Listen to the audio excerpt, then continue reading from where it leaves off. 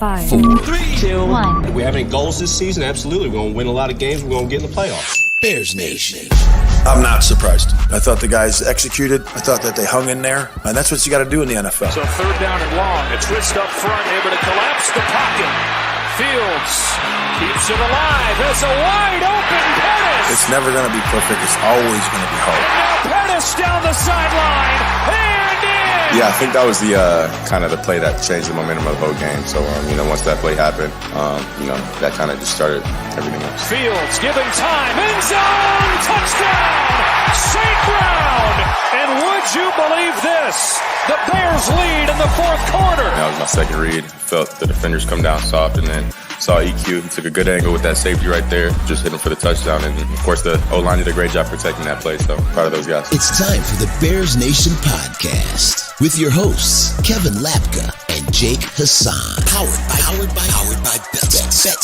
See you in the Super Bowl. Strap it in. It's the Bears Nation podcast. We do not suck.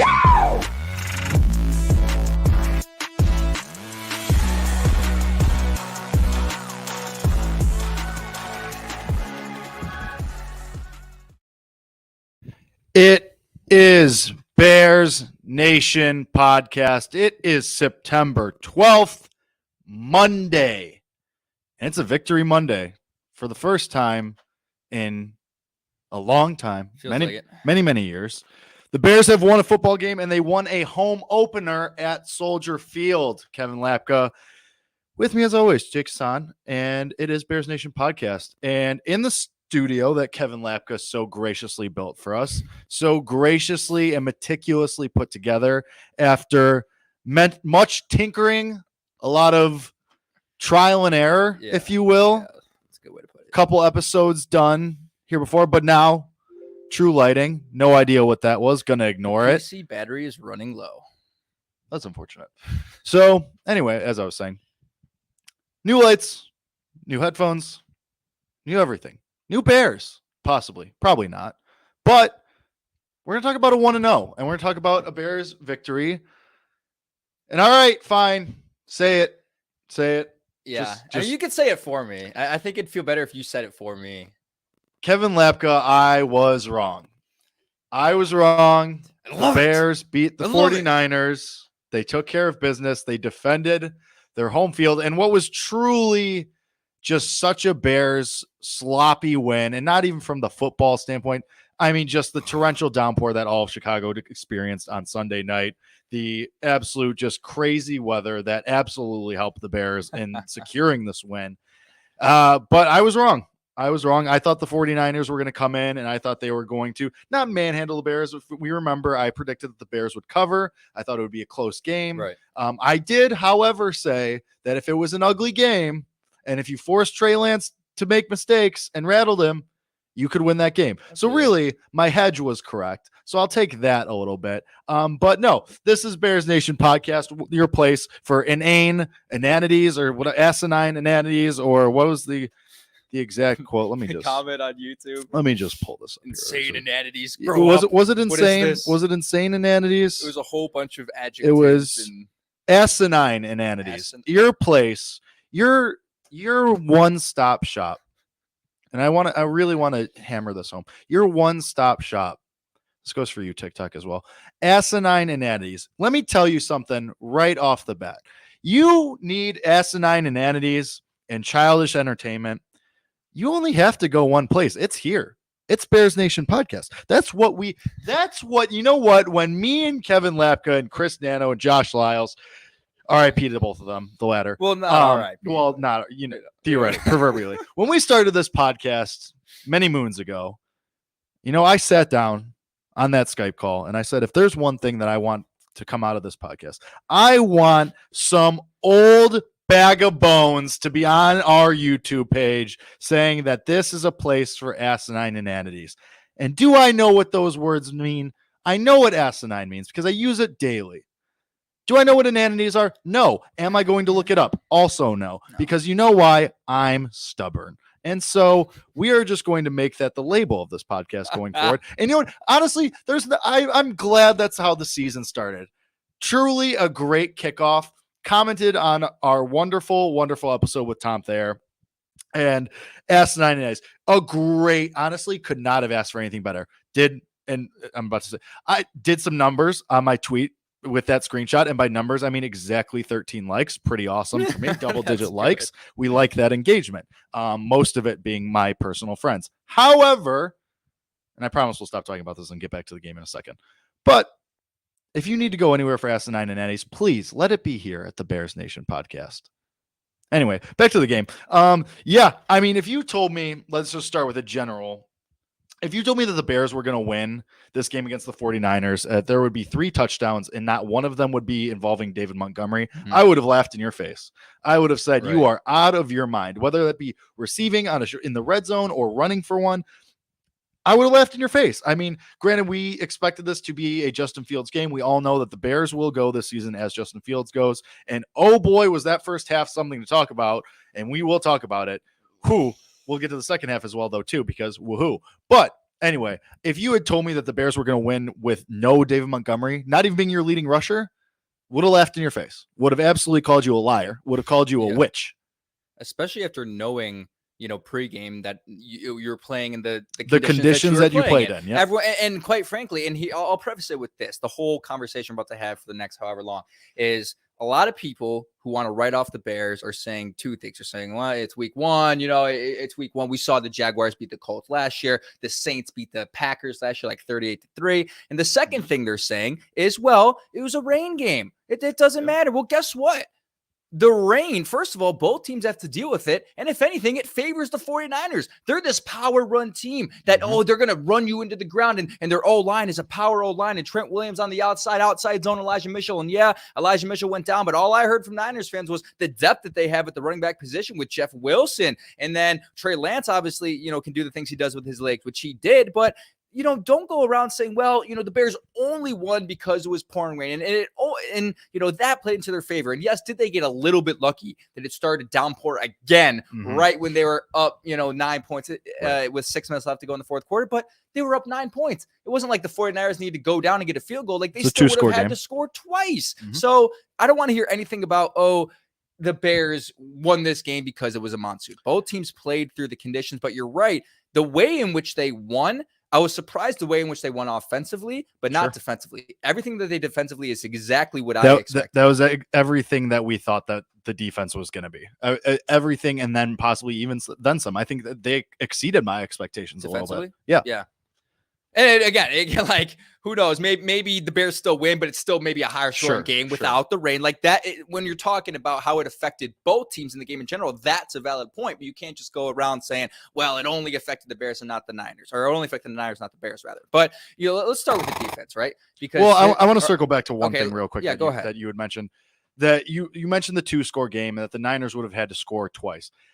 Also, part of that equation is you would have had to stop Justin Fields in what that God mode that he was in that. It's like you would have had to stop the Bears offense one more time, at least if you're the 49ers as well, while also working the clock in such a way that you did not give the Bears enough time to answer and still win the game at the last second. So, and the way that the Bears were playing, the way that Justin Fields was playing, last year you would have said, well, yeah, there's no way the Bears would have done that.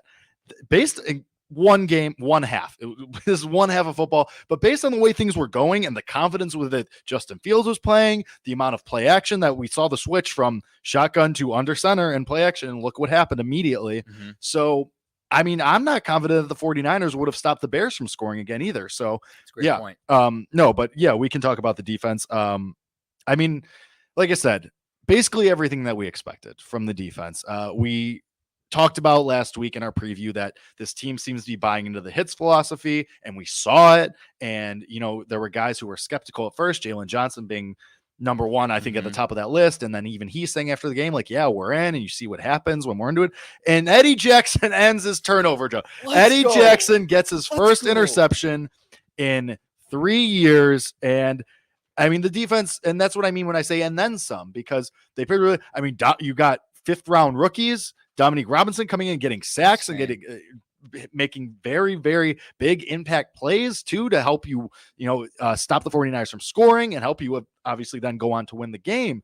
So, I mean, the defense, it was even exceeded my expectations. They did better than I was expecting, hoping for even. Yeah, I mean, the things that we expected them to do, at least what I expected them to do, was get takeaways, right? And make things hard for Trey Lance. Like, again, this was the whole, I'll go back if people who listened to this episode didn't listen to the last one. I picked the Bears to win this game 24-23. And my main line of thinking for that was, I didn't think the Bears we're not at a point yet with their offense where they're going to be winning offensively, right? I mean, that's a point where maybe 5 games in, you can start to get a rhythm on offense where you're winning offensively and you're just outscoring a team 33-32. But I knew that this game was going to be hard for Trey Lance. I knew Matt Eberflus was going to look at Trey Lance, knowing the inexperience that he is and the fact that this is essentially his first game as a rookie, and he was going to make things really hard. And it's not just up to Matt Eberflus, it was up to players to make the plays that they did. And you think about it right from the bat. And the play that, to me, things could go very, very differently if Jalen Johnson doesn't punch that ball out of Demo Samuel, in Bear territory in the first quarter of the game, right? I mean, how many times last year did we see the Bears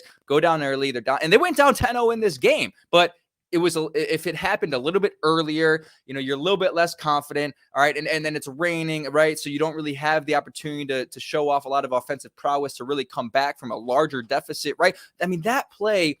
That play changes the game, but so you need plays like that, right? I mean, we say takeaways are going to win you games, and I said whoever wins the takeaway battle in this game is going to win, right? The Bears had 2, the 49ers had 1, right? They got the interception off Justin Fields, but it's the Eddie Jackson interception, which is the difference between this team this year and the team last year. And I'll tell you why, because last year's team might make that fumble recovery by Jaquan Brisker and the punch out by Jalen. Yeah, they might make that play, but what they didn't do was they didn't get that game-sealing takeaway.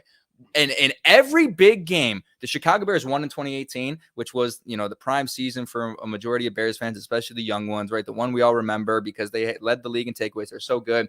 Think about the bigger games that year. Against the Vikings on Sunday Night Football, what happened in that game? Eddie Jackson game-sealing interception. Against the Detroit Lions on Thanksgiving, Eddie Jackson game-sealing pick 6, right? And pick 6 in both of those games. And you think the Rams game, right? I think Roquan had a pick there was like 4 interceptions in that game. I think Roquan had one to seal it. Yeah. You need to get a takeaway to seal the game. They didn't do that last year. They had leads, right? I mean, the Bears had the lead against the Ravens. Tyler Huntley goes down the field. This year's team gets a takeaway to end that game. Takeaways win games, and they brought Matt Eberflus in to do just that. Not to get the takeaways earlier in the games, but to get that final pick, that final interception, that final fumble recovery that just puts a team away, get another touchdown, end up blowing them out of the water. I mean, again, Jake, I don't think people understand. Like, the Bears won this by 2 scores. If it had not been for 2 missed extra points, this was a 21-10 game. Like, the Bears didn't get lucky because, like, think about the players that are in the Bears tier, or not the players, the teams that were in the Bears tier. The Giants. All right. So what did the Giants do last week? Well, they won, but they won because the Titans missed a field goal. And that's not, I'm not. Well, yeah, you're right. But they didn't beat them by 2 scores. The Jaguars, they lost. The Seahawks are playing right now against the Broncos. They're probably going to get blown out. And, all those other teams, like the Bears were the Jets lose, the Falcons lose, the Lions lost, the Texans lost. Like the Texans tied, sorry. The Bears were the only of those teams that won by 2 scores. Sure. So that's where I'm at as far as what this win really means, Yeah, I mean, we talk over and over ad nauseum about like the culture shift. And yeah, right. I mean, honestly, if you're at this point last year and you're down 10-0, I mean, for one, like, I'm thinking the game's over. Like, you're screwed. Like, you're absolutely screwed. One thing that I will say, and you bring up the Giants, and that's something I do want to hit on really quick. Brian Daboll goes for 2, essentially wins them the game with that call to go for 2. That's true. I wouldn't have hated if Matt Eberflus, after that first missed extra point, was like, screw. I mean, Justin Fields is your quarterback, and you have David Montgomery there. And granted, David Montgomery didn't have the greatest game. Khalil Herbert played well. Go for 2. Like, it's way better than leaving it up to those conditions to kick in. Way better. I mean, look what happened across the league on Sunday. Half these teams couldn't make a kick. Look at what happened in Cincinnati and Pittsburgh. And those conditions were fine. So I mean, this is so nitpicky. Like, you won the game by 2 possessions. Like, this is so nitpicky, but I mean, I wouldn't have hated it. It would have been kind of nice if we were all right, screw it. I'm not leaving it up to these conditions. We're just going to go for 2. I mean, granted, again, nitpicky, not the important part of this, but you're so right. You're very right about, this defense kind of lacking the teeth of getting those game sealing takeaways. I mean, I go back to the Pittsburgh game last year. You couldn't get a stop to save your life until you did, and then a penalty offset that and you lost the game. So yeah, I mean, that's great to see. And it's way better that it's Eddie Jackson. It's somebody who you know, somebody who you want to be a captain of this defense, somebody who you want. And then, I mean, even go back to the first turnover. Who's there? Jalen Johnson and Jaquan Brisker, two guys who you expect to be center pieces and key pieces of this defense. So all three of those guys, if you're going to have success as a defense, as a team this year, it's got to start with those three guys. And obviously, Kyler Gordon's a part of that too. Roquan, of course, is a part of that. I don't want anybody coming at me saying I didn't mention Roquan Smith. Obviously, those three guys, though, it is very important that they were a part of two of the biggest plays of the game. So, yeah, I mean, it's very important. If the defense can play like that in those conditions, granted, again, the weather assisted that and it had something to do with it, but that's a good confidence booster for you because you expect this 49ers team to be, you read anywhere, Bleacher Report or The Athletic, or you turn on 670 The Score or whatever your favorite Bears podcast is, which is hopefully this one. Everybody is saying, said it last week too. The 49ers are Super Bowl aspirating. A team with Super Bowl aspirations, a team that is going to be, I don't know. It might be. Don't look that up. But it's a team that is expected to be a playoff team and has Super Bowl aspirations. No matter who's at quarterback, whether it was Jimmy Garoppolo or Trey Lance at quarterback, this team was expected to be contending for a Super Bowl. Don't look it up, Kevin. I swear to God. Anyway, I don't want to know the answer to that question. But anyway, my point stands that you beat a team that, and granted, if they do make the Super Bowl and if they do make the playoffs, the 49ers will likely do it off the back of their defense, which is, I mean, what we expect the Bears to be a strong defensive team. Not saying the Bears, you know how I feel about the Bears. You know how I feel about the Bears. But come on. This is an offense that, okay, inject Trey Lance and they're going to take off. Well, that didn't happen. Again, the weather has something to do with that. But this defense, it feels like you have the potential to be a top 10 unit. Yes. And that was in my notes. And again, and what did I say what did we really talk about all offseason was, yes, we recognize that there is a lack of talent on this roster comparatively to teams that are trying to win the Super Bowl. So now you play the 49ers compared to last year. So Khalil Mack just did. Oh my God. And that frustrates me. It's just right. It is tough. It is tough. I mean, three sacks, the game winning fourth fumble. But we're in this for the long term. Also, you likely you don't have one of Jaquan Brisker or Kyler Gordon either. Yeah, very true. So very true. And you probably don't have Dominique Robinson either because he was a 5th round pick. You got an extra 5th for Khalil Mack. No. Yeah, I don't remember, but I think Dominique Robinson's pick was a part of what the 5th round they got in the trade. I can't remember. Regardless, the important part of that is you do not have probably Jaquan Brisker because he was the second pick of those two picks. So you probably don't have Jaquan Brisker if you don't trade Khalil Mack. So right, but nonetheless, also it was one game, and we do believe that this defense has we do think that they can be a top 10 defense talent wise. We do believe that honestly, but the difference that is there between, when you say, okay, you look at the Bears and the 49ers and all week people are matching them up, right? And the Bears are going to lose simply because they don't have the same amount of talent. Well, no. And what we tried to tell you guys for the past 4 months, ever since Matt Eberflus was hired, was the difference is not in the talent. The difference is the way they play the game from an effort standpoint, right? And the hits principle. And they're after the football. And there's one play I can remember. I don't remember exactly what it was, but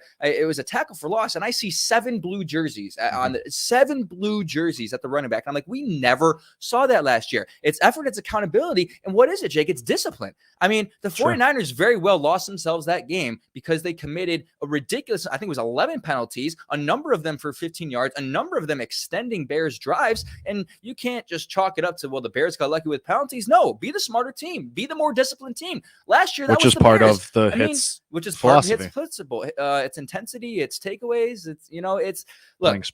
last year that team loses that game 31-0. They might lose that game 31-3 because there's no discipline. Yeah. They're the ones committing 11 penalties. They're the ones extending drives. They're not hustling. You can transcend talent when you play smart and when you play hard. I mean, we've seen it. This is what matters. And we've seen it on both sides. We've seen a team when you have a lot of talent and you don't play hard and how you can lose wins because of that. And then how you have maybe not as great of talent, but you play freaking hard and it gains you wins. And that's what this team is. And they're going to freaking fight, man. And the most important thing about all of it is, like, results are important when you're preaching something like hits. And when we know that players were skeptical about it, because what was Matt Nagy? He was all talk, and we're going to do this and we're going to try this. And there were never results. Especially on offense. To get the results, and yes, just 1 week, but to get the results week one, you needed that. Very important. You absolutely needed that. And not just, and it wasn't like it wasn't a fluky interception, like where it's, tipped or bounced off somebody's helmet or something weird happens. It was a great read by Eddie Jackson, where Eddie Jackson looked like the Eddie Jackson of old. And then the fumble, a peanut punch recovered by somebody else to back it up. I mean, that's 2 legitimate turnovers forced, and huge ones by, again, key players on that defense. If the Matt Eberflus era was going to work, it needed to start, like, Matt Eberflus's success and whatever happens after this is not directly tied to what happened in game 1 and if you had a turnover or not. But that happening twice, not just once, but twice, is like huge for how successful Matt Eberflus is going to be. Because now, if there were people that were still skeptical, now you're saying, okay, well, look what happened. They're reviewing the tape all week as they get ready for Green Bay on Sunday night. Shudders.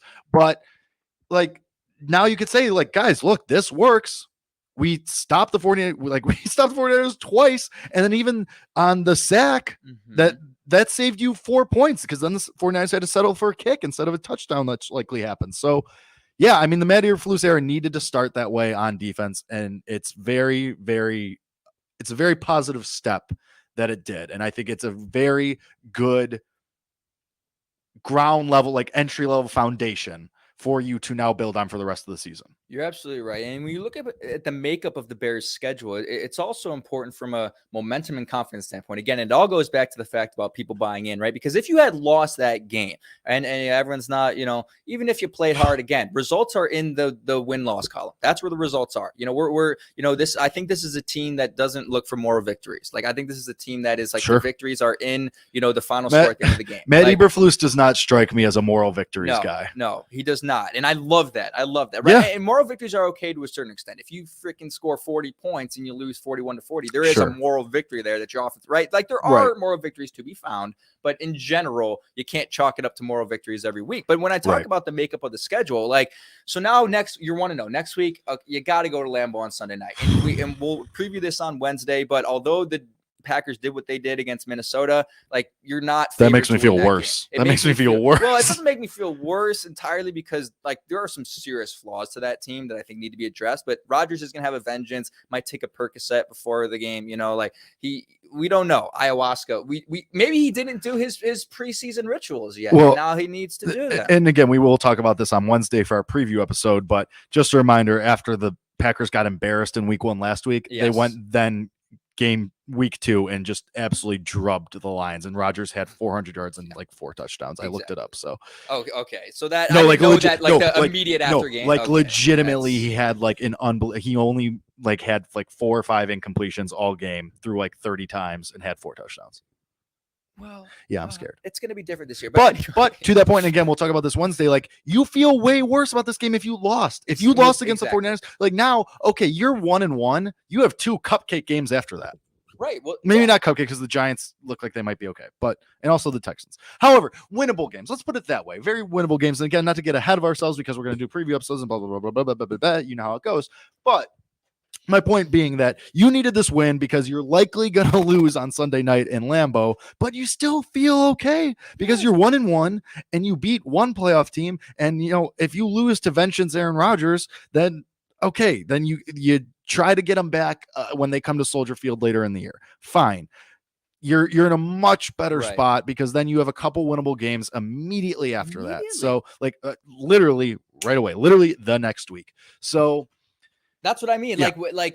Because you get in a dangerous situation if you lost that game, then you're 0-2, and then you lose against Green Bay, right? You have that momentum, and then you're 0-2. It's I think already when you're 0-2, only 15% of those teams make the playoffs. Like vibes are bad. The vibes are bad. Vibes are bad. So that's why winning week 1 is huge, and the Bears haven't done it in a while, and that's why especially if the Vikings are going to look like that. And that's a different conversation because my God, Justin Jefferson's going to break every record that's ever existed. And I don't want to think about that. But like, so if you were to go to 0-2 and then you go week 3 against the Texans, like all of a sudden, that's not the winnable game you thought it was, and like. Vibes would be bad. The vibes would be bad. You win games off of confidence and momentum, right? And it goes game to game, and it also goes in game, right? Like we saw the Bears get the momentum in the second half of that game. So let's talk about that, because when we talk about, the Bears would have lost this game 31-3 last year, I think we say that partially because we think this year's team has better talent, right? A little bit better talent, especially defensively, that would prevent them from scoring 31 points. I think just with the secondary, with Jaquan Brisker and Cody Ford and the impact that's had on Eddie Jackson, like you wouldn't like last year. I'm remembering Deebo Samuel just break that defense a number of times. They contained him very well, and yes, the rain had a factor, but it comes in the fact that the adjustments that they made at halftime. And that was the talk, was Matt Eberflus gave a speech to them. And it was actually, I forget who it was, said when they went into the locker room at the half, like Luke Getsy just like, he went to a whiteboard. He just started explaining shit on a whiteboard to the players. And everyone's like, oh, bet. All right, let's go back out there and make plays. Halftime adjustments win you games. We didn't see that for the past 4 years, man. Right. I mean, that was the biggest criticism of Matt Nagy, was you had no momentum coming out of half when theoretically you should have made adjustments and have things that you are ready to work on and ready to fix in the short term.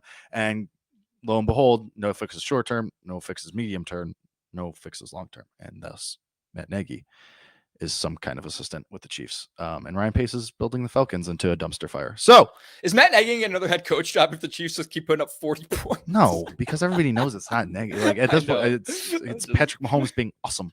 No. So yeah, I mean, let's talk about that second half, because God, that first half was. Do you even want to talk about the first half? Like, I think it's important to talk about still, because I mean, it was really bad by Justin Fields. It was scary. Well, it was scary. I know that is the right word for it. I was driving back from Champaign, and so I listened to the first half on the radio, and Tom Thayer, our good friend of the program, Tom Thayer's groaning on the broadcast, like he's audibly groaning, like he's going, like Justin Fields is letting pass go. He goes, multiple times, Kevin, multiple times. He goes, oh no, oh geez, like that's for week 1, game 1 of a quarterback who's supposed to be taking the second-year leap, the biggest leap that happens in NFL history, like historically for NFL quarterbacks. Year 1 to year 2 is when this biggest jump usually happens. For that to happen, I was like, crap, like here we go. Like, and sure, the weather played a little bit of a factor, but man, it was naturally go to panic mode. Right. Yeah. Well, as Bears fans, that's what we're conditioned for. Like, here we go. And what it made me think of was, all right, here we go. Like 3-14, and you got to hope that you can get Bryce Young. Oh no, stop. You can't tell me, like, if that first, like at halftime, you can't tell me that if I had texted you that, you would have completely disregarded it. You can't tell me that. I would, because it was like you at least 0.1%. You would have been like, he might be right. Maybe 0.01. And I'm sure more people would have felt the same. Like that first half was tough. It was real tough. And then to your point, going to halftime, going to the locker room. I don't know what was said exactly because we weren't there, but talked on the whiteboard, doing the adjustments, and what happens? Justin Fields is under center, starts moving more. There's more motion. There's more bootlegs. There's more play action. And then you have success. And Justin Fields has one of the best stretches that is reminiscent of the stretch he went on midseason last year when you're like, all right, here's our guy. Now we go. Hope for the future. That's what we looked like. And granted, one was a broken play, but he created that play. I don't think that broken play is taken advantage of last year, especially given the conditions. And granted, at that time they had lightened up a little bit, but still, I don't think the Bears make that play. Like, I don't think Justin Fields makes that play. And I mean, this is what I'll say about Justin Fields in that second half. He was wiggly, like he was slippery. There was multiple times where he seemingly ducked out of pressure and out of thin air. He found somewhere to run. And and one of them was a scramble. I think it was Eric Armstead because Eric Armstead was everywhere in the backfield that entire game. But Eric Armstead's coming in the backfield, and Justin Fields is rolling left, and he just like does this like a little hop, like hops out of, like gets his legs out of there at the last second. Like that's a guy who also too, like Justin Fields played with confidence in that second half. Exactly, played with a lot of confidence. That's all that matters, man. And and I'll end this rant with this. To start the show, I said that if you had told me that the Bears were going to score 3 touchdowns, Dave Montgomery would have nothing to do with any of them, I would have laughed in your face. If you told me also that Justin Fields was going to throw 2 touchdowns and they would have went to Dante Pettis and Equinomia St. Brown, I would have slammed the door in your face and walked away. Like that was, and granted, the broken play to Pettis was awesome. It was really great awareness by Justin Fields to really throw across his body and make it float it there. And he said after the game, I had to loft it there to make sure I got it there, but he was all alone, so I knew I could do that. But the throw to Equinomia St. Brown was, I mean, that was it wasn't a threading in a needle, but it's right, it was a great throw. It was a great throw. Led him right to the end zone, and it's Equinomia St. Brown. You're not working with Justin Jefferson here. It's Equinomia St. Brown, the guy who's your 4th receiver, 5th, maybe. Yeah. If you put Cole Kmet ahead of him, so it's what we saw from Justin Fields in the second half. Granted, he needs to be better. You can't have that first half at all, ideally, but in that second half, if you get that guy for full games of football, and he could do that with those players, great. Because Darnell Mooney was non-existent. Cole Kmet was non-existent. We already talked about Dave Montgomery was nowhere to be found. So if you're doing that with Dante Pettis, Equinomia St. Brown, and Khalil Herbert, imagine what happens when those guys start playing well, when Darnell Mooney starts playing well, when Dave Montgomery isn't averaging 0.03 yards per carry. Imagine against a good defense. And imagine when you have ideal conditions too. Imagine when you're playing at Ford Field. Or nice. Imagine when you're playing at Ford Field or in a dome in Minnesota. It was a US Bank Stadium. Yeah, US Bank. Imagine playing there. And imagine imagine when you playing Houston, or no, that's here. But still, imagine when you're playing in better conditions that aren't a torrential downpour, and it looks like you're going to be swept away because the whole field's going to be filled up with water. And it was filled up with water. It was filled up with water. It was a pool. Which again, it was I hate to talk about grass again, but what are we doing here? Well, no. So here's the thing about that. Actually, I don't think any stadium would it was Jake. You weren't. It was here brutal. For the first half. It was I was driving through it. All right, because it was still a little bit south probably at the time. Yeah, sure. The same storm system. It was coming down hard. I don't blame that on the. You can't blame it on Soldier Field, and you really can't. But partially. To talk about the offense, what I saw in the first half really was I didn't like the play calling. But I do think, the weather played a factor in this. Did you see that pregame video of Trey Lance trying to throw the ball, and he tried to throw it and it literally just slipped out of his hand? I may have. I think I did. And Justin Fields was wearing a glove, and sometimes he's done that, but I don't think he didn't. It's not always, and I don't think he likes to do it. But I think he was in a situation where he's forced to do it. And a lot of the throws in that first half, they didn't have that Justin Fields zip on them. So I think what was happening, well, 2 things were happening. The problem the risk you run when you're playing in rain is receivers are not getting out of their breaks quickly. Right. So you expect a receiver to be in a certain place and he's not there. Then the odds of you throwing an interception are much greater, because just the speed for a receiver, even on a curl route, to just get back to the ball is really hard to just to get your grip with your footing. Sure. And so so what I was thinking, because they were running the ball a lot. They were running the ball on 3rd and 9. Yeah. And I was like, why are you doing this? And I think it's let's just not make a play that's going to lose you the game. Right. And I think that was the mentality. And I was frustrated because I was like, it's 39. How are you running an inside zone on 39? And then I was like, well, would I rather have you run an inside zone 3rd and 9, punts it away, play the field position battle, or throw a pick 6, right? Or fumble the ball because, it's slippery out there. But I think it also kind of led to Justin not having a lot of confidence. And then you saw in the second, because even when he was sitting in the pocket, looking for a throw, it wasn't quick. It wasn't urgent. And I was getting nervous because I was like, where's that urgency we saw in the preseason? This is what we're looking for, the quicker release. We're looking for him to get the ball out quickly against a good defensive front. But I do think, I will say this. So I will say before I talk more about that confidence, I will say this, because I was writing things down in the first half, because here I am thinking, that we're going to do a post-game show talking about all these things we need to fix. I didn't think we were going to really win the game when we went down to 0. And I was like, did you watch the Rams-Bills game on Thursday night? Yes. When I watched that game, I'm like, this is what the Chicago Bears have to be doing. I mean, the Bills make it look so easy.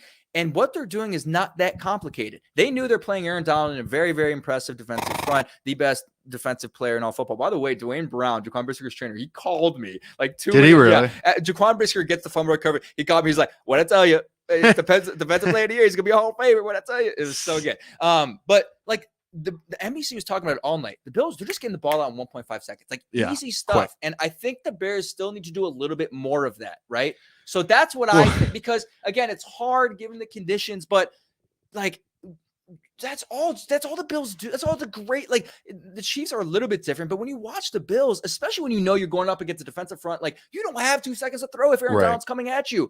Design something where it's just easy dig routes, easy slant routes. And yeah, they have Stephon Diggs and Gabriel Davis, and that changes that helps. things. Stephon Diggs the best route runner and you know, in the game, a guy called Josh Allen. Yeah, but Justin's capable of making those throws. Justin's capable of making the quick throws that need to be made just to get a couple yards on first down. Like that should be, to me, like your go-to when you need 5 yards, because your mentality as a coach on first down is like, let's get 5 yards, right? And I think their mentality is let's run the ball and get 5 yards. No, run a slant route to Darnell Mooney, give me 5 yards. Like that's the way I want it right now. And I just think that they need to do a better job of doing that. Again, it's raining. I said a million fucking times. I know it was raining, but I just think in general, that's something that they can do going forward. Yeah. And I think one thing that, and not to get ahead of ourselves because we'll talk about it on Wednesday, but the change that Luke Getsy made from having Justin Fields under shotgun and trying to make like a more traditional type of offense, and then they changed it. I mean, when it clearly wasn't, went under center, started running more play action, started running more motion, which we've been screaming about for about a year now. For about 4 years. Well, yeah, even in the Mitch Trubisky days, even that you can't have these guys just under shotgun because they're going to get killed, and you know their weaknesses are going to get highlighted. Then I do commend the switch in game from Luke Getsy instead of getting up there after the game, being like, oh, well, we're going to tinker with it and change it going into next week. I respect him being like, okay, we got to do it now. We're going to do it now. And then, of course, everything changed. Great. Awesome. Don't go back. Yeah, don't do that. Don't go back. It worked. It changed. It was so immediate and so clear that it changed.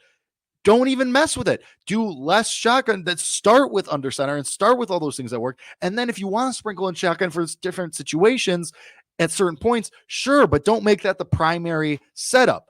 Just don't know what worked, identify what worked, and go with it then. Saw one screen pass, and it actually kind of works. You got like 5 yards out of it. It was the only reception for Darnell Mooney. Is that the one you're talking about? Yes. Yes. Because they did a lot of running back screens. They did a ton of halfback screens in the first half, which I don't hate. Especially given the situation and given the conditions. I don't hate. But the one, I mean, I said this over the offseason. If I see another wide receiver bubble screen, I'm going to lose my mind. In that situation, and it wasn't even like a true bubble screen. It was like a slip screen. Like, yeah, it seemed like it. It was a slip screen. Exactly, so, and that's fine. And it worked. You got 8 yards, and then you didn't go back to it. And look what happened. So it's just Luke Getsy. I will feel a lot more confident. And granted, after the second half, I do feel decently confident in Luke Getsy's ability as a play caller and as a guy who can run an offense. I just need to see you do that then in Green Bay as well. And granted, it's at Lambeau and it's going to be tough conditions again, just from a hostile environment standpoint. But if you continue to build on these things that worked for Justin Fields and worked for this offense, then I'll feel a lot better about the season-long outlook for the offense. And here's also what I thought was going on in the first half. I started to get into this mindset that maybe they're just trying to set things up, right? Like they're running the ball so much, even in illogical situations, that he's doing what a lot of people want you to do as a head coach, which is to stick to the run, establish the run, and don't go away from the run when you don't have to. And they were only down 7-0 when they were trying to do those things. I don't entirely blame him. And then really, like, they weren't killing the 49ers on play action in the second half. So I wouldn't say that their whole plan was let's establish a run that's really catch them off guard with play action in the second half. Like the 2 touchdowns, I think the Equanimeous St. Brown touchdown was play action, I want to say. Yes, it was. But the one to Pettis, I don't know if that was, I don't think that also might have been play action, but it didn't really work. It was a busted play, yeah. Magic, right? So I can see him, saying, here we are, we're going to set something up and then we're going to exploit them. Like, I'm okay with that. But I still want to see them mix a little bit more in there of, those intermediate, those quicker passes, because think about it this way. Like, everything we've seen from Justin Fields, especially on Sunday, is like this is what makes him great. Like these are the things that Josh Allen and Patrick Mahomes do and Rodgers do on a daily basis. Like they're making plays like that. They're fine. They're extending the play. They're making those magical plays. I mean, how many right? times have you lost like, Aaron Rodgers on a broken play? Yeah, right. I mean, like a million times. And if you just allow him and get him to do the easy, quick things too, then you're going to start seeing the 300-yard pass. Then you're going to start seeing everything come together. I mean, he threw the ball 17 times. Like everyone's going to look at the stats. Well, he had 8 completions for 121 yards and two of it. He had 8 completions. 2 of them were touchdowns. 25% of his completions were touchdowns. Yeah. And so, and I think like, just to go back to like how many times have we seen Aaron Rodgers beat the Bears on a busted play or on a broken play that they took advantage. But that's what the good teams do. That's what good quarterbacks do. That's what good teams do. That's what good offenses do. You see a broken play and you take advantage. Maybe it doesn't end in a touchdown every single time, but it results in chunk plays that go, get you near the end zone or in the end zone. Right. Obviously, ideally in the end zone, but good teams, good offenses, good quarterbacks take advantage of those broken plays and take advantage of what the other team gives you. 49ers gave you a gift, left Dante Pettis all by himself, all alone, and to basically stroll into the end zone. Justin Fields took advantage of it. He made a play. He stayed upright. He didn't get hit. He used his legs, and then he made a play, and he recognized what happened. He looked on the other side of the field again for one last-ditch effort, and he made something happen. So I will say it's a dangerous game to play maybe they were doing this as setup. Maybe they were trying to do. That's a dangerous game.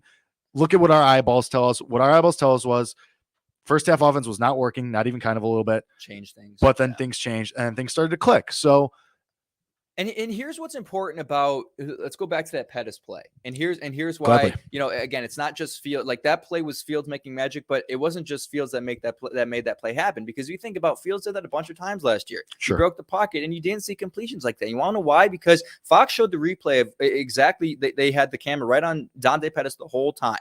And Dante Pettis is running some sort of, in route. He's in the middle of the field. Then he sees Justin break away. And then he like looks around him and he finds the open field. And he finds the open field because underneath is David Montgomery continuing to move. So David Montgomery is coming across the field and he drags both linebackers there with him. So now David Montgomery's crossing the field, bringing both linebackers with him. That's what allows Pettis to go deep. And I just feel like, again, this goes back to playing with effort and continuing to play like last year. You saw the team quit a lot. You saw the team quit. Like maybe David Montgomery doesn't go across the field. He doesn't drag the linebackers. Right. Then Dante Pettis doesn't get open. Or maybe Dante Pettis just kind of gives up on the play. Right. He doesn't get back there. So not only does he get back there, but then equanimity of St. Brown is like, okay, the play is continuing. Let me go seal the block at the goal line to allow Pettis to actually score. Like maybe last year they don't even get they complete the reception, but he goes out of bounds at the 10 and they don't score a touchdown. Right? Like it's important to score with 3 points. Yeah. So it's Fields, but it's also everyone around continuing to move, continuing to play hard. Like it is a full team effort, and that's just what good teams do, man. So I thought that was really cool to see. And like you're gonna see that a lot. Like if this is if this is how Justin Fields is going to make his name in the NFL, right? Because he's been compared to Russell Wilson ever since the jump. And that's really like when you think about Russell Wilson, what do you think about? You think about how he's a cornball. Yes, you just think that too. I mean, he's the corniest guy. He is corny, and it was funny. Really There's a picture. There's a video of him running out to practice, like before just a random practice, like not even open to the public, and he's like practicing He's practicing. He's wearing his own jersey. He's wearing his own jersey with jeans for like whatever a practice or some fan of it. Yes, he's wearing. Well, that's not crazy. It's weird. Well, who else is jersey? Don't. I think the players are like supposed to do that. I feel like a fan of it. I don't. If not, it was weird. But... It was like it was something like where it was something where it was a clear decision was made, and it was just very bizarre because he's weird. He's a weird man. He's weird, but he's also very good at football. And the bottom line is all the great quarterbacks, Jake, they are known for something, right? For the most part. And I think what we're seeing is Justin Fields is going to be known for you're not bringing the guy down. He's going to extend a play, and he's going to be very Russell Wilson-esque in that sense. That's what I mean. I will say Russell Wilson does have this reputation as being like a smart quarterback, like a high football IQ. Well. I mean, you could be both. And Well, so I mean, this was just a separate thing from his corniness.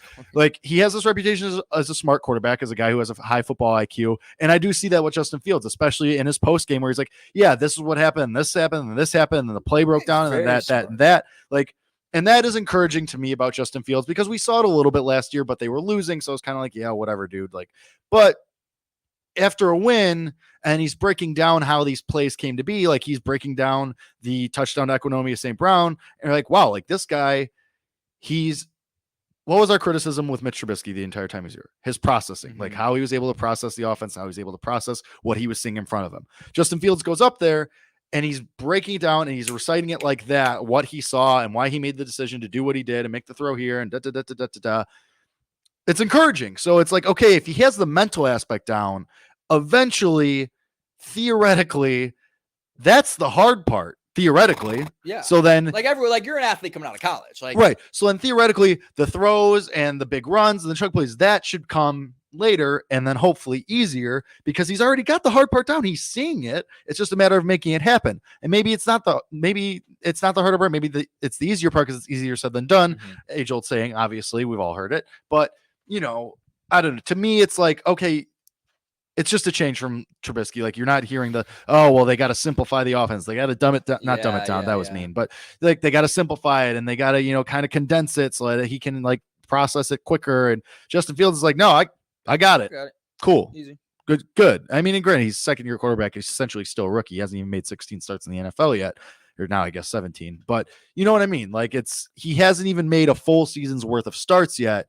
And he's showing this growth, and obviously it's the growth you've hoped for. And when we talk about the second-year jump, but it's just encouraging. So it's encouraging that, okay, I don't even know what the weather's supposed to be like in Lambeau this weekend, but it's the middle of September. Theoretically, it should be better. And I think I just set the record for the most time somebody says theoretically in like a 2-minute span. So I'm going to stop doing that. But it should, be, you would think, better conditions on Sunday. Granted, it's in Lambeau and it's going to be loud as all hell, and it's going to be a hostile environment, so it might make it tougher. But hopefully, as you don't play in the craziest conditions you can imagine, the play will get better. So I was encouraged by what I saw from Justin Fields. I liked what I saw in the second half.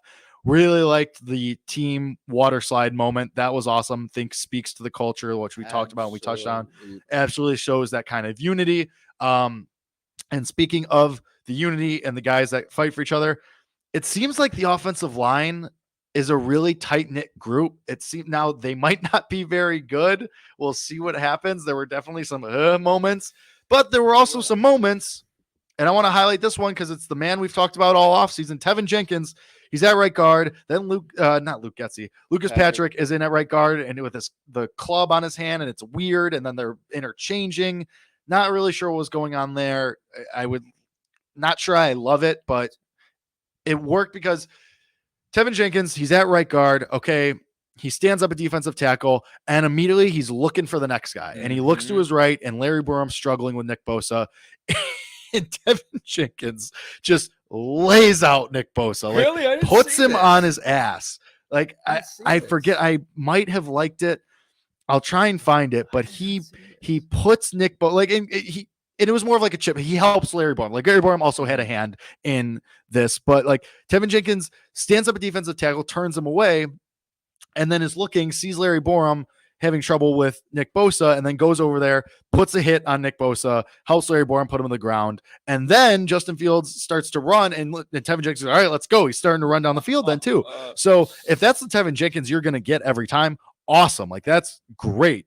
It appears that I did not like said video, which is tough because I don't know, whatever. Anyway, I would like to see it. If someone has I'm sure it's out there. I'm sure if you search Tevin Jenkins, it'll come up.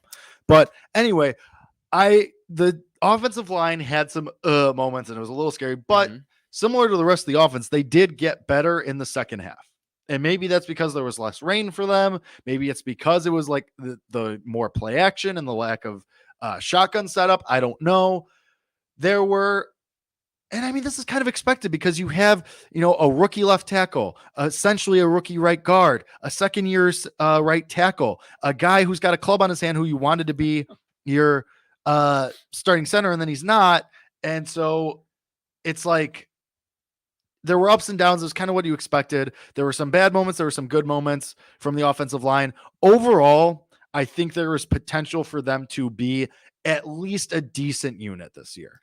Absolutely. And I just want to read this from Shaden M in the chat. There is a chance of rain on Sunday in Green Bay. Lovely. And, that's great. That's lovely. Well, it can't be near the bright side is it cannot nearly be as bad as it was Sunday. There's no way. If it is, it's like the end of days. If it's as bad as it was Sunday, and we all got to get on the ark because, again, end of days. But you know what I mean. And I am Skokes is saying I expect the O-line to be much better this week. Need some dry grass, and it's true. I mean, fair. Think about from a physics standpoint. If you're both on a block of ice, Kevin. if you're both on a block of ice, who is it going to be easier? The guy who's has to play back on his leverage, or the guy who's pushing forward, right?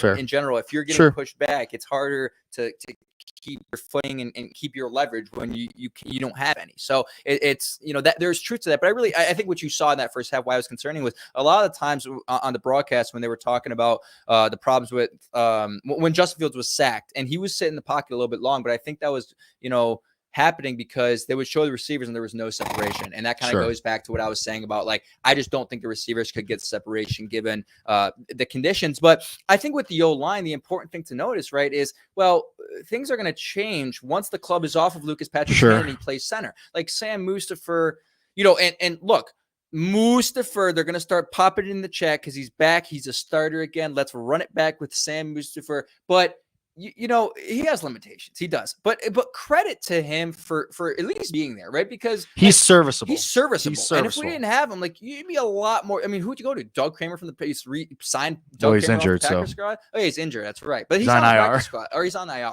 Right. Sorry, that's what it was. So you will not be saying Doug Kramer. Well, I know, but like do you go to Cody Whitehair? Like, exactly. Like you are really here he goes, Sam. What a stud.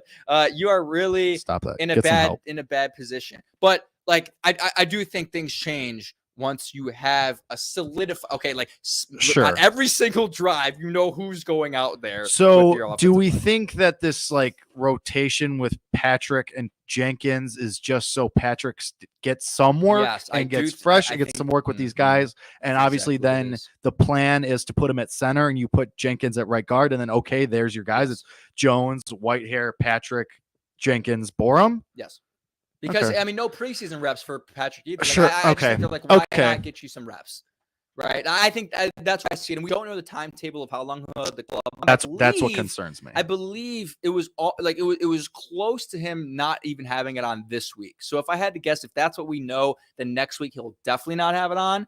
So if he's at center within the next 2 weeks, next 2 games, then I'll be fine with what they did on Sunday. I just think here's the thing that Shane M popped this in the chat as well. Did you see that video of Lucas Patrick fired up in the locker room? Yeah.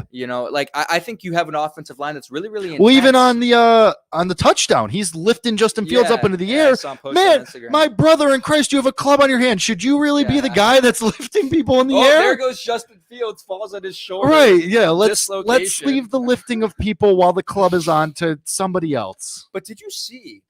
This has been going viral on Twitter today. It was a play. It was the Dominique Robinson sack, which I want to mention him in a couple seconds.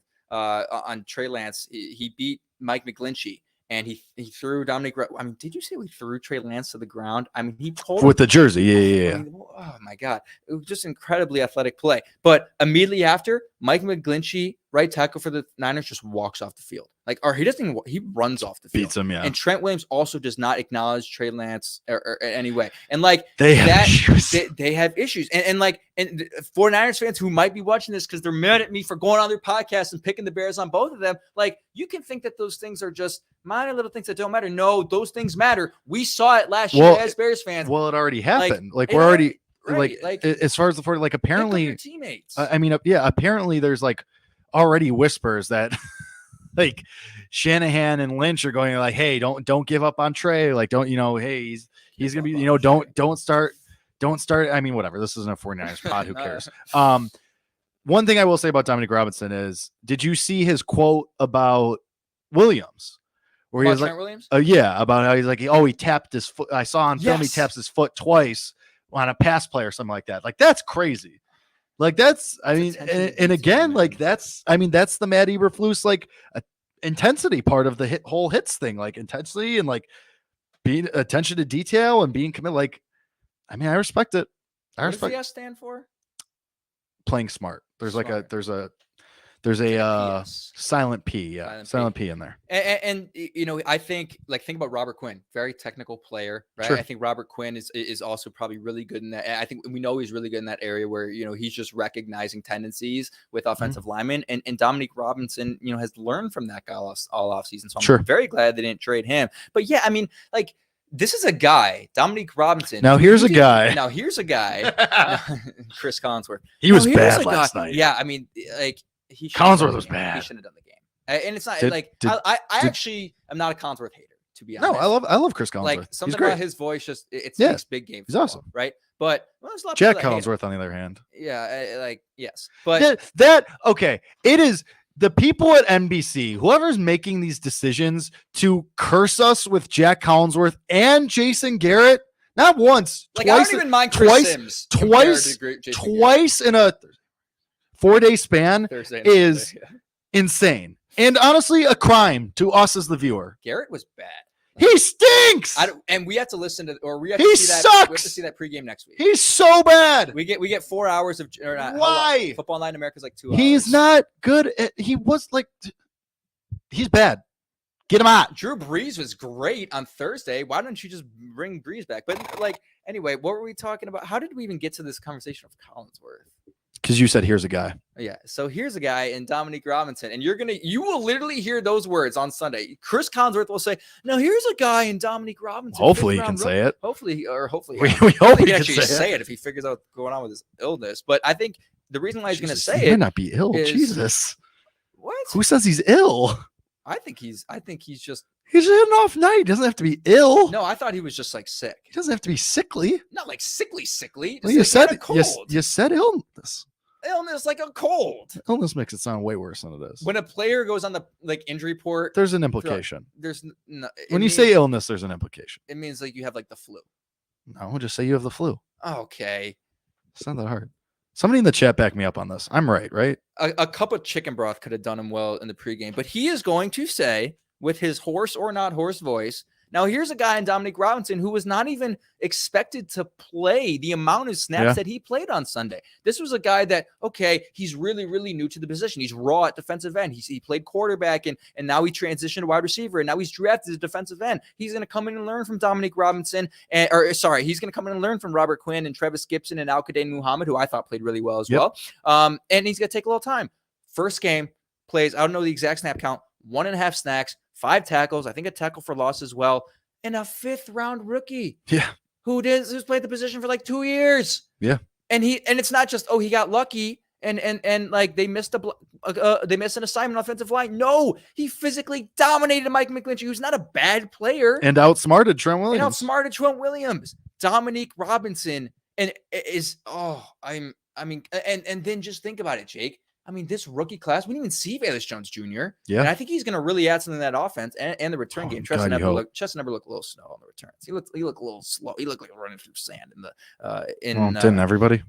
Didn't everybody, yes. But I just can't believe the rookie class and the production that you're getting so quickly from them. I mean, Braxton Jones held up well. Yeah, I mean, he wasn't exposed. Was he exposed against Bosa? No. Was it exposed? Overall, I thought he was fine. He's fine. Which is, I mean, the best you can hope for, given all the circumstances. I mean, if you're Ryan Poles and you look at this rookie class, I mean, obviously Brisker, dog.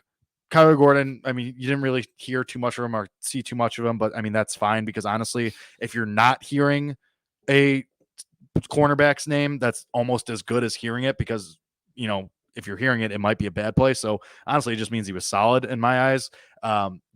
Already said Jaquan Brisker, Kyler Gordon, Jaquan Brisker, but then Jones and Robinson and even Ebner, if he could give you anything, like you're off to a great start. And I mean, what was the one redeeming quality about Ryan Pace? He always found somebody, at least one in the mid rounds. Mm-hmm. You might have 2 right away. So, he found somebody in the early rounds too, and that's turning to be the most important. Right, and arguably that's the most important. Yeah. Right. You also missed the opportunity for the bit to do. Have you seen that high schooler who's like, he's talking about his running backs? He's like, Dewey Devon, dog. And he's just going down the list of his running backs. He's just calling each of them a dog. Have you seen that? I'm sure I have. I thought that's where you were going when you were like, Jaquan Brisker, dog. Kyler Gordon, dog. Dominique Robinson, Nah. he's a dog. Okay, Robinson and Brisker earned that, but Gordon and the rest got to pick it up a little bit. Oh, fine. He was fine. Well, no, Gordon was solid. He was Jones fine. was fine. He had one miss. He won't miss. Yeah. Gordon was solid. Jones was fine. Do we have to consider Jenkins a rookie? I mean, he wasn't. No, you don't. I mean, in that case, you might. Yeah, I guess he played like Fields a rookie. No, I mean, I just meant because he hasn't played. Fields at least played 11 games. Started 11 games. Do you have anything else about the little things about this game? Because I want to end with one just like big thing. Nope, go for it. Well, first of all, I want to say, so I got a buddy. All right, my buddy Mike. That's good for you. I have. I'm glad you have friends. That's good. I have one. Well, I've long said you needed one. I one. have two. Are you a friend of mine? I mean, you. I'm in your Twitter circle, which is That's true. Like I didn't really. I think I was a bubble candidate. You didn't think you were gonna make the cut? I thought I was a bubble candidate for the Twitter circle. Like I was a little bit nervous. And then I don't know why that's so funny. I saw the green. I was in. I think I replied to it. I was like, let's go. I made it. But anyway, I'm in Jake's Twitter circle, and it's never one of 47. Only 47. Oh yeah, you've got like 800, 900 followers. So I have more than that, pal. We're approaching 1100. Sorry. God, hey. I mean, at Jake_Haas too. If you're winning people money on the BetQL shows, also facts. Then do it. But like the Bears had such an inspiring win that my buddy Mike Neal, my college roommate, and he's born in Chicago, right? Went to Lane Tech, born right by the Addison Brown line, like Chicago kid through and through. Oh, he lives right by. Never mind. Should have been a Bears fan. I'll cut it out. Should have been a Bears fan his whole life, right? In 2014, right by Trader Joe's. That's it. Nothing else. Trader Joe's. There you Great. go. That's all we'll put. And so in 2014 he's like sick of the Bears. He looks for a new team. He decides to become an Atlanta Falcons fan. Out of all teams, becomes a Falcons fan. Yikes. So he's a Falcons fan for those first few years, and things are looking great. Right. I mean, they make the Super Bowl in 2016. Yeah, they still playoff team-ish. Yeah. Yeah, and then after that, ever since 2016, things start to really go downhill. They start. So he's coming back. So like he texted me after the game. He's like, dude, because he went to Ohio State, so he's got the Fields connection. Okay. As well. Okay. He's got the Fields That'll connection. do it, yeah. I think a lot of people do that who like don't have NFL fandoms Right. or like allegiances. They go like wherever they went to college. Yeah, and he's a big college football guy, so like that's valid. And he texted me. He texted me at the game. He's like, I think I got to be back on the Bears. Wow. I think I got to be back. Wow. And so 2014. So that would have been. It has partially to do with the fact that. Or so that 2014 was like Tressman. Yeah, like that was dark, okay. That was the dark ages. Dark ages. Like okay. Very dark ages. I'll allow it. Like, that makes sense. And it partially has to do with the fact that the Falcons are just abysmal and they right. If he was like, right, if you were a fan of a different team, right? If he had become like a Chargers or a Chiefs fan, he'd probably like keep it. Yeah. But now he's like, God, it got worse. He's like, he's back. We have to go back. He shared our Instagram story. So I just wanted to shout about like the Bears are playing such inspiring football. And that's what I want to do with with kind of my one last thing here, kind of go into the Scott Van Pelt thing. But like, you talk about the photos, you mentioned them briefly, and the photo of Justin Fields sliding in the rain is now the header of the NFL Twitter account that has 30 million followers. Really? And like, these are little things, but like, I don't know how to describe it, but they're important. And it's really, really important to me that they are getting that recognition, not as, just the NFL changed it back already. Did they already change it? Those sons of They changed it to Russell Wilson being weird. Yeah, he's being weird. He's being weird. It's weird. He's being weird. It's just it's promo for Monday Night Football. But yeah, obviously. I know what it is, Kevin. Sorry. For those who don't know, I don't know. That big of an idiot. I just think it's very, very important that to watch it was something like it was almost like there was symbolism in that moment that immediately agree and the symbolism was this immediately when the ball was immediately when they knelt, what did Justin Fields ran and everybody followed him, and that is it was a metaphor for what this team is and becoming, and it's just this is Justin Fields' team and everyone's gonna follow him. There go as far as he goes. That's what I saw with that play. It didn't seem like they followed him. It seemed like they all did it together, like in unison. So like my question is this: I don't disagree with anything that you said. We're arguing the no. My question is this: did they talk about it beforehand? Yes, like was that pre-planned? They did. Okay, because Okay, then I broke this down too. No further questions. Because Cody Whitehair slid at the exact same time. Right, that's what I was saying. That's so why, I because was like, they took off at the same time. Like they all basically took off like within a half but second. Still, like one thing about that video, real quick.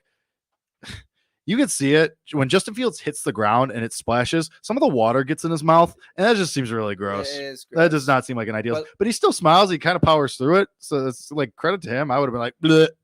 Yeah, I would have thrown up. But it's just like it's. I was throwing up like anyway. But moments like this, you don't think you can remember this? No, you can remember this. If the Bears win the Super Bowl in 3 years, you're gonna go back to that moment as like, this is when we knew that things were different, right? Even if you have a winning record this year. If you go 9-8 this year, that's going to be the thing. Like, this is when it started. Everybody's going to be like, the Bears exceeded expectations and it started right here. I would even say, even if they win 8 games, if they win 8 or 9 games or more, then I think that's going to be like, well, it started here. Like and of course, this is all predicated on them having a decent offensive year. And of course, Justin Fields having a good year.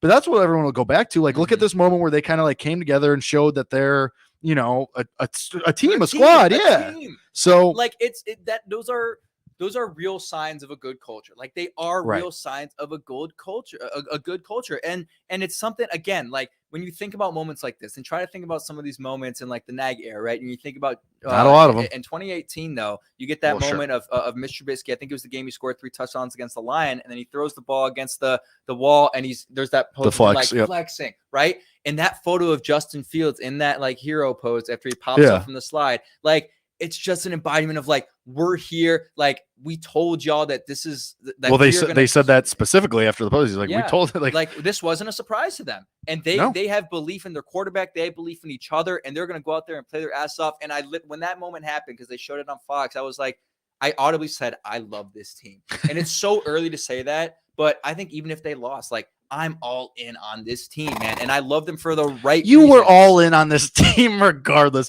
You were all in on this team the day that Justin Fields was drafted. Don't come here and say on this podcast, you just said to Shane M and Scotts and our guys, you just looked them in the face and said, oh, now I'm all in on this team. Get out of here with that. You've been all in on this team. Now, if I said that, that'd be different. I've been say it right now. Okay, what are we defining all in on? I still expect this team to disappoint and hurt me. Then that's not all in. Like okay, but like being all in on like the philosophy, right? What's being preached, the ideas, right? The players you're bringing in. You can be all in on that. I believe that this team believes in what Matty Eberflus is preaching. That wins you the Super Bowl in 3 years. That's exactly what wins you the Super Bowl in 3 years. Here we go. But am I wrong? Here we go. Those are what good teams do. Week 1, September 12th, week 1. 1 home victory. I said this in the offseason. Kevin Lapka's declaring the 2025. Well, I guess it'd be 2026 Super Bowl. They could win the Super Bowl next year. Stop. They could win the Super Bowl next year. We're about to. I'm not kidding. If the Bears beat the Packers, we're winning the Super Bowl. They won't. Then Kevin Lapka's going to be pulling the payroll and this is who they're going to sign. I'm already doing that because everyone should be doing that. I saw people tweeting it already. Jake, I'm like, what are we doing here? We're on the Chargers blueprint. The Chargers are going to win the Super Bowl this year. Can we finish the season first? No. Can we get through the next 17 weeks? Well, how are you going to feel when we go 17-0 this year? And then I'm ending this podcast.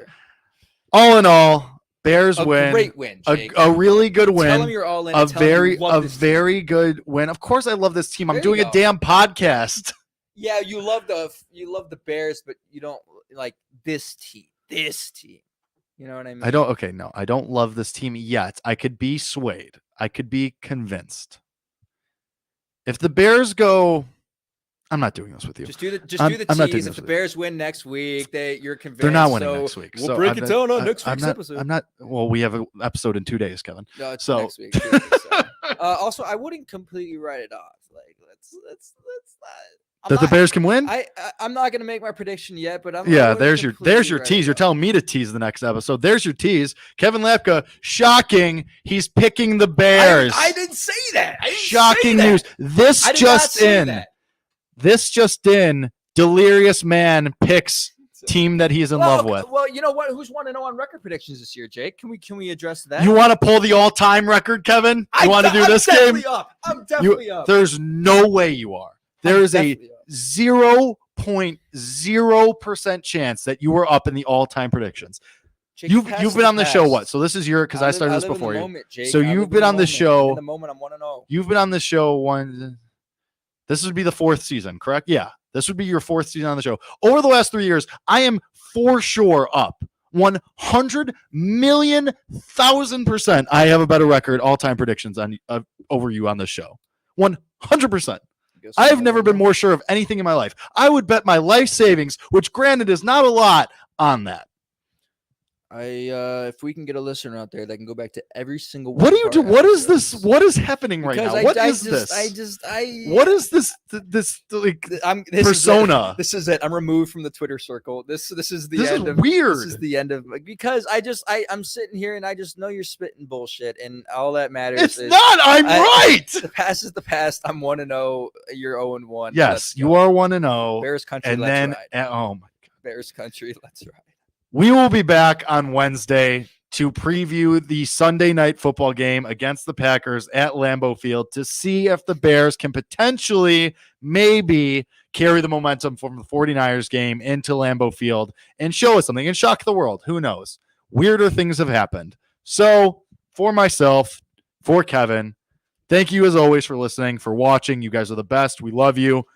We'll see you on Wednesday, same time, same place, for our preview episode. Until then, and for the first time of the 2022 season, bear down. Bear down.